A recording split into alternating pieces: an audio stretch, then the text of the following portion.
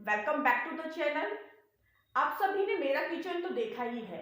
मेरा जो किचन है वो सेमी मॉड्यूलर किचन है, ये पूरी तरीके से मॉड्यूलर नहीं है।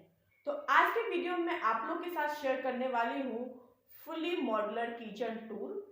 इस किचन को बनाने में मिनिमम हमें कितना कॉस्ट आता है, इस किचन का इंटीरियर डिजाइन किस ढंग से है, इसमें जो अपर कैबिनेट और डाउन कैबिनेट है उसको किस ढंग से डिजाइन किया गया है, उसके अंदर में जो हमें स्पेस दिया हुआ आइटम्स को रखने के लिए वो किस ढंग का है। तो इन्हीं सभी चीज़ों से रिलेटेड मेरा आज का वीडियो है। तो चलिए मैं वीडियो को स्टार्ट करती हूँ। किचन के बारे में डिटेल में बात करने से पहले मैं पूरे किचन का आप लोग के साथ एक बार टूर शेयर कर देती हूँ, दिखाती हूँ कि किस ढंग से इस किचन को डिज़ाइन किया गया है।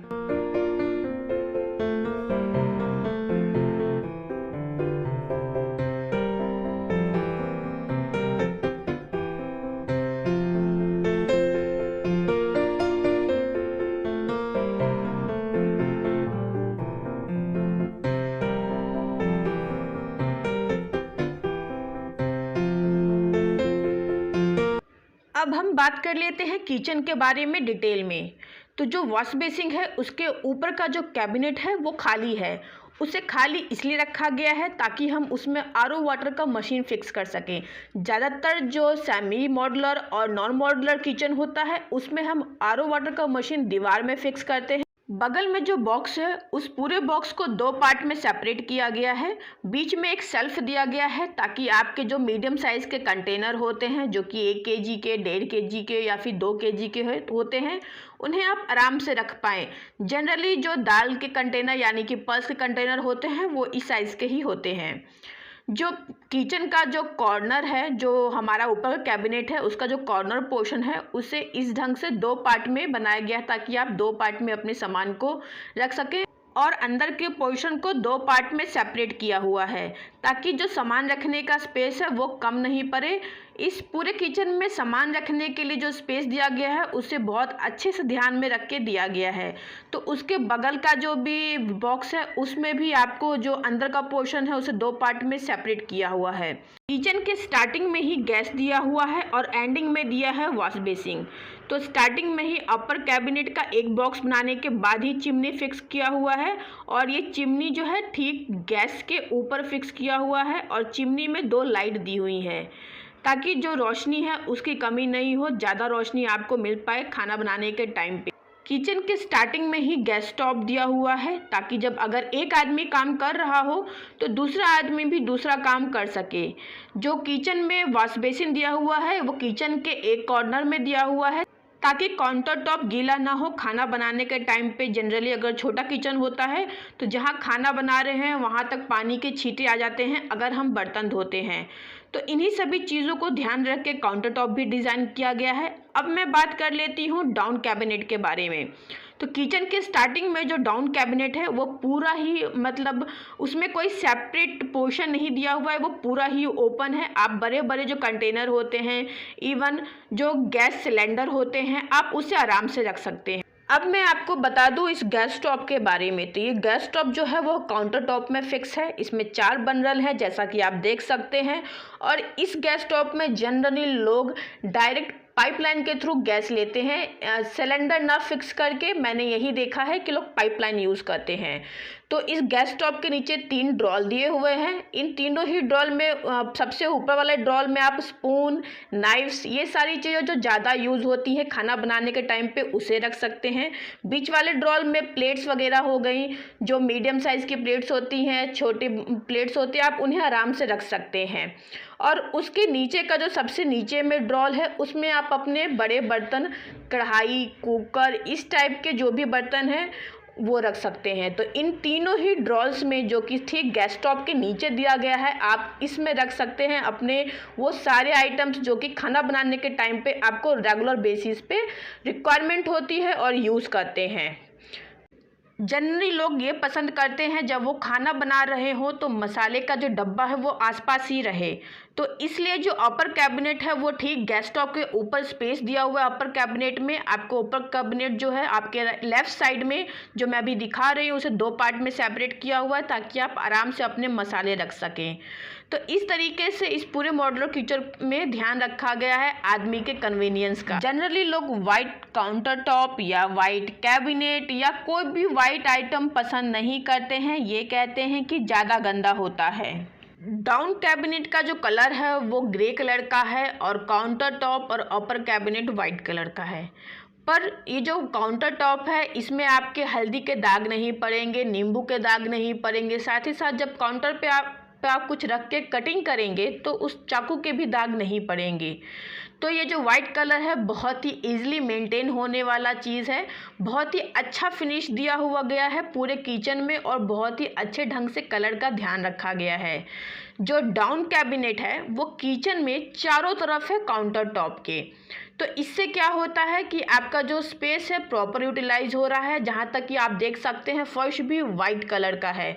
तो इस तरह से किचन का जो पूरा इंटीरियर है उसे वाइट और ग्रे कलर में दिया गया है ताकि देखने में अच्छा लगे। बहुत ही अच्छा लुक है इस पूरे किचन का। तो अब मैं बात कर लेती हूँ काउंटर टॉप के डाउन कैबिनेट के बारे में। तो मैं स्टार्ट करती हूँ जो पूरा काउंटर टॉप है उसके कॉर्नर पोर्शन से। तो कॉर्नर में जो ड्रॉल है वो इस ढंग से बनाया गया है ताकि पूरे अंदर तक आप अपना सामान रख सकें। 2 पार्ट में सेपरेट किया गया है और जो पूरा ड्रॉल है वो कॉर्नर से खुल के पूरा खुल जाता है। तो उसके बगल का जो पोर्शन है उसमें भी 2 पार्ट में सेपरेट किया गया है ताकि आप अपने आराम से आइटम्स रख सकें। तो इस तरीके से पूरे किचन में आइटम्स रखने के लिए बहुत अच्छा स्पेस दिया गया है। वॉश बेसिन के ठीक नीचे का जो पोर्शन है उसमें जो डस्टबिन रखा हुआ है वो जो डस्टबिन है वो दरवाज़ा खोलते ही निकल जाता है बाहर की तरफ। उसके ऊपर एक दीवार में ही ढक्कन फिक्स किया हुआ है ताकि आपका जो डस्टबिन है वो ढक जाए और उससे बदबू नहीं बाहर आए। तो जैसे ही आप दरवाज़ा खोलेंगे डस्टबिन अपने आप बाहर निकल के आ जाता है और आप अपना कचरा आराम से उसमें रख सकते हैं। किचन में जो आपने चिमनी देखा जो कि गैस स्टोव के ठीक ऊपर है, उसके अलावा एक और एग्जॉस्ट फैन दिया हुआ है। ये एग्जॉस्ट फैन जो है उस दीवार में फिक्स किया हुआ है, यानी कि जो किचन के बगल में यूटिलिटी एरिया या लॉन्ड्री एरिया दिया हुआ है उसका जो दीवार है उसमें फ़िक्स किया हुआ है। जनरली जब हम खाना बनाते हैं तो चिमनी के अलावा भी थोड़ा बहुत जो भी धुआं फैले उसे आप इस एग्जॉस्ट फैन से चला के किचन के बाहर निकाल सकते हैं। किचन से ही अटैच स्पेस दिया हुआ है यूटिलिटी एरिया के लिए और लॉन्ड्री एरिया के लिए। ये जो स्पेस है ये काफ़ी बड़ा है। इसे स्पेशली दिया गया होता है ताकि आप अपने लॉन्ड्री का जो डेली का रूटीन है उसे यूज़ कर सकें, अपना जो वॉशिंग मशीन है उसे यहाँ रख सकें और साथ ही साथ यूटिलिटी एरिया भी छोटा सा बना सकें, यानी कि छोटा सा वॉश बेसिन बना के बर्तन वगैरह यहाँ पे धो सकें। अगर आप अपने किचन में बर्तन वगैरह धोना नहीं पसंद करते हो, कितने लोग 2 वॉश बेसिन रखते हैं, एक यूटिलिटी एरिया में और एक किचन में, तो उसके लिए ही पर्टिकुलर ये स्पेस दिया हुआ। अगर मैं बात करूं फ्रिज को रखने वाले स्पेस के बारे में तो ये जो स्पेस है वो अगर आप मॉड्यूलर किचन बनाते हैं उसमें दिया जाता है। इस ढंग से ही किचन को डिज़ाइन किया गया होता है कि आप आराम से अपना जो फ्रिज है उसे किचन में ही फिक्स कर सकें। किचन के एंट्रेंस गेट पे राइट साइड में एक प्लांट रखा हुआ है और लेफ़्ट साइड में है ये कपबोर्ड। ये कपबोर्ड का बीच का पोर्शन डेकोरेशन के लिए दिया हुआ है, आप डेकोरेशन के कोई भी आइटम रख सकते हैं। और ऊपर का पोर्शन जो कि दरवाजे में आप देख सकते हैं ग्लास दिया हुआ है और अंदर में आप क्रॉकरी वगैरह रख सकते हैं। तो ऊपर के पोर्शन में दरवाजे में ग्लास फिक्स किया हुआ है ताकि आप जो भी क्रॉकरी के आइटम रखें वो दिखे। कुछ क्रॉकरी के आइटम लोग डेकोरेशन के लिए रखते हैं, लोगों को दिखाने के लिए रखते हैं। और जो नीचे का पोर्शन है, नीचे का स्पेस है, उसके दरवाजे में कोई भी ग्लास नहीं फिक्स किया हुआ है। आप अपना वो आइटम रख सकते हैं जो कि आप किसी को दिखाना नहीं चाहें। तो किचन के एंट्रेंस पे इतना स्पेस है। ये जो किचन है ये ओपन किचन है, तो इतना सफिशिएंट स्पेस है कि आप एक कपबोर्ड इतने हाइट का आराम से फिक्स कर सकते हैं और अपने आइटम्स को रख सकते हैं। तो इस तरीके से पूरा किचन में आप आराम से अपने स्टोरेज कर सकते हैं, सफिशिएंट स्पेस दिया गया है। अब मैं बात कर लेती हूँ पूरे किचन को बनाने में कितना खर्चा आता है। मॉड्यूलर किचन को अगर आप बनाने के लिए जाएं, किसी मीडियम रेंज के इंटीरियर डिज़ाइनर को हायर करें तो आपको खर्चा पड़ेगा 80,000 to 1 लाख रुपीज़। पर अगर आप हायर करते हैं एक अच्छा इंटीरियर डिज़ाइनर और बहुत अच्छे एक्सपेंसिव चीज़ें अपने किचन में लगाते हैं तो आपको ये कॉस्ट पड़ सकता है अबव 1 लाख रुपीज़। क्योंकि चीज़ों की और उनके प्राइस की कोई लिमिट नहीं होती है। तो मैंने जो बताया है आपको रेट 80 to 1 लाख रुपीज़, ये बिल्कुल मीडियम, या फिर आप नॉर्मल किसी इंटीरियर डिज़ाइनर के पास जाएं तो आपको इतना लगेगा। आई होप आपको ये वीडियो पसंद आया हो, और अगर पसंद आया है तो इस वीडियो को लाइक और चैनल को सब्सक्राइब करना ना भूलें अगर आप मेरे चैनल को पहली बार देख रहे हैं। तो इसी के साथ इस वीडियो के लिए मैं यहीं पे अलविदा लेती हूँ।